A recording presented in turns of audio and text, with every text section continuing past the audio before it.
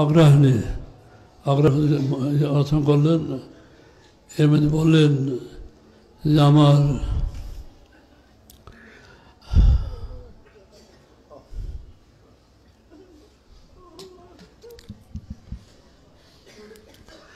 যেখানে আমার যাওয়ার কথা সেখানে আমার যাওয়ার আগে মেজবাই চলে গেল।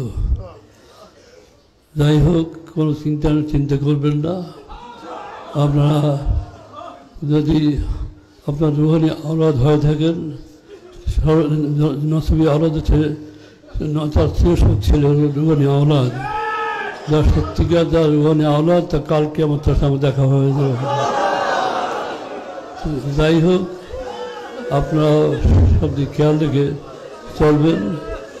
এবং হুজুর কেবল একটা কথা বলেছিলেন যে আমার পরে কে আসবে কে না আসবে, দাদা হুজুরটা বলছেন যে তিনি ইশারা দিয়ে গেছেন, সেইভাবেই আমি এটা ওসিয়তনামা লিখে গিয়েছি। আমার বর্তমানে আপনারা দেখে নেবেন, এদিকে আপনারা খেয়াল রাখবেন।